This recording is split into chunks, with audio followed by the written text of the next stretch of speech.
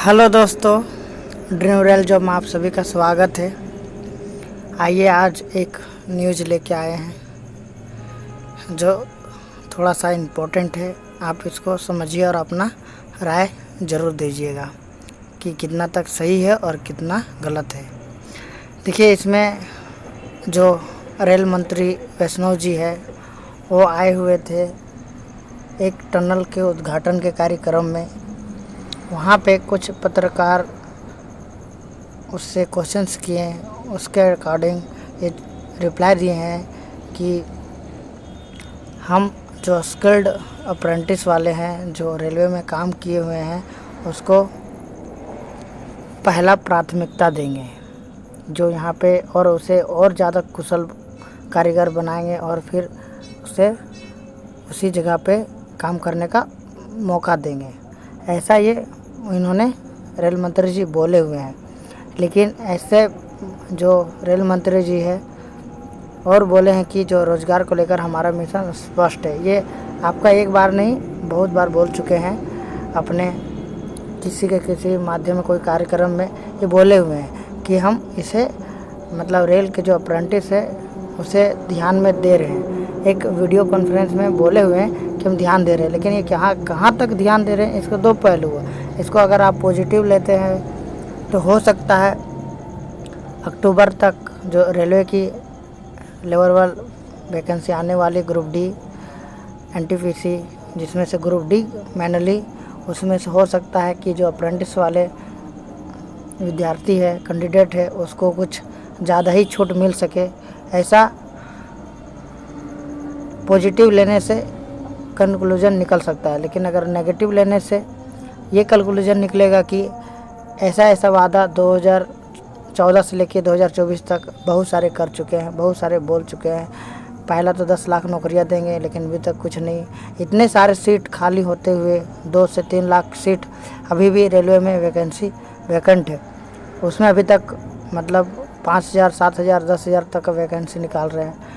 तो ये एक तरह से पॉलिटिक्स भी हो सकते हैं। ये नेगेटिव सोचने पर एक तरह से पॉलिटिक्स हो सकते हैं ऐसा। लेकिन अगर पॉजिटिव सोचते हैं तो ऐसा भी कंक्लूजन निकलता है कि नहीं, अगर बोले हैं तो कहीं ना कहीं हो सकता है इसका प्रोसेस जारी होगा, जो प्राइवेट किए हुए होंगे सारा प्रोसेस का, जो क्योंकि ये इन्होंने बोल रहे हैं कि हम अपना जो प्रक्रिया है 3 साल का सारा कुछ क्लियर करके रखे हुए हैं। तो हो सकता है उसमें जो अप्रेंटिस वाले उसको वरीयता ज़्यादा दे, लेकिन कितना ज़्यादा दे ये कोई गारंटी नहीं है। 50% भी दे सकते हैं, 40 भी दे सकते हैं, 20 भी दे सकते हैं, 30 भी दे सकते हैं। जीएम पावर को लेके, समायोजन का लेके ऐसा कुछ ज़्यादा इन्फॉर्मेशन नहीं दिए हुए हैं कि जीएम पावर को लेके कि हम जीएम पावर से उसे समायोजन करेंगे। हाँ, लेकिन आप अगर प्रोटेस्ट और रैली और इसको ट्विटर कैंपेन्स वगैरह से आप प्रेशर क्रिएट करते हैं तो हो सकता है अक्टूबर तक कुछ अच्छा गुड न्यूज़ सुनने मिल जाए। हो सकता है, ये गारंटी नहीं है। हम कोई बड़ा मतलब हम लोग ये नहीं है, लेकिन हम लोग हाँ इतना कर सकते हैं कि उसको प्रेशर क्रिएट कर सकते हैं। अभी जितने सारे जो अप्रेंटिस वाले लड़के हैं धरना प्रदर्शन दे रहे, प्रोटेस्ट कर रहे हैं, वो धीरे धीरे कम होता जा रहा है। ऐसा नहीं है और अभी बढ़ चढ़कर भाग ले और प्रोटेस्ट करे।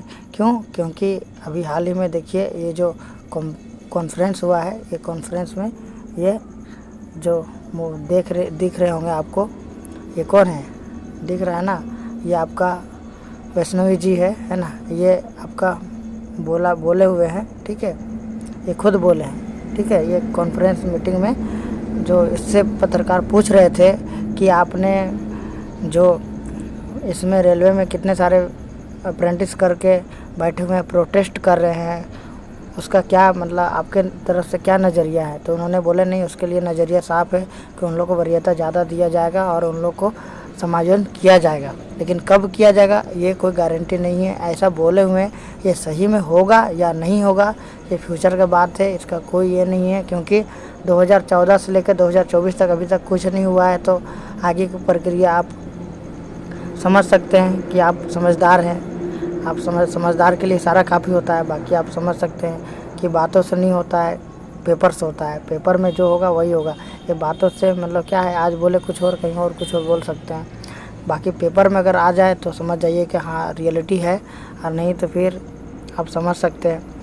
ये देखिए बोले हुए हैं, क्योंकि देखिए इतने सारे बोलने क्या है, बहुत सारे लड़के प्रदर्शन पे प्रदर्शन कर रहे हैं। देखिए देख रहे हैं ना आप, ये देखिए प्रदर्शन पे प्रदर्शन कर रहे हैं, कितने सारे प्रोटेस्ट कर रहे हैं, लेकिन इसका कंक्लूजन कुछ नहीं निकल रहा है। देखिए आपके सामने है प्रोटेस्ट का कि ये लड़के कितने सारे हैं जो रेलवे में समायोजन का ग्रुप डी में वैकेंट जो उसे अपना समायोजन का हक मांग रहे हैं, लेकिन अभी तक उसका कुछ कंक्लूजन नहीं निकला हुआ है। कितने सारे प्रोटेस्ट का वीडियो भी मैंने अपलोड किए हैं, लेकिन इसका कोई कंक्लूजन नहीं निकला। देखिए कितने सारे लड़के जो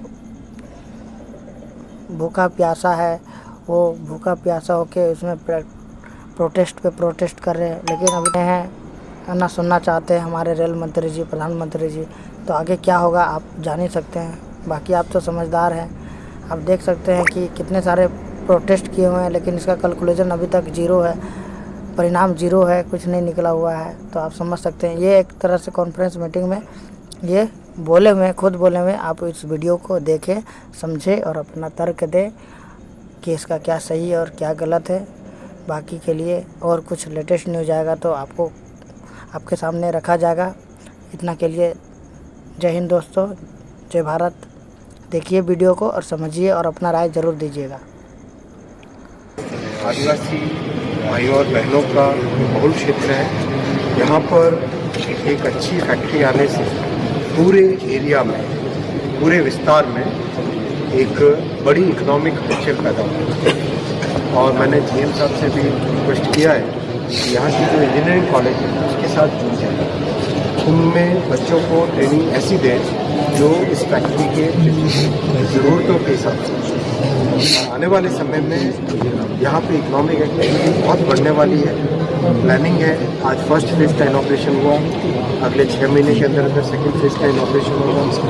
फैक्ट्री से पहला लोकोमोटिव निकलने का ओरिजिनल टारगेट जो दिसंबर 2023 का था, उस दिसंबर 2024 के टारगेट पे उस पर काम करेंगे। और एक अच्छी शुरुआत है, पूरे एरिया में एक बहुत बड़ी इसका सर। एक जो आपने बात की है कि हम यहाँ से एक्सपोर्ट करेंगे, तो एक समय था कि जब डेवलपमेंट की बात होती थी तो होता था कि किसी तरीके से हम ये चीज़ इम्पोर्ट करेंगे, फलाने देश से फलाने चीज़ को इम्पोर्ट करेंगे। अगर हम एक्सपोर्ट की सोच है तो एक्सपोर्ट के पीछे क्या है? मोदी जी का आत्मनिर्भर मोदी जी का आत्मनिर्भर भारत का मिशन, मोदी जी का आत्मनिर्भर भारत बनाने का जो संकल्प है, उसकी ताकत से एकदम ताकत के साथ लगे हुए एक चीज़ पर ध्यान दें बारीकी से।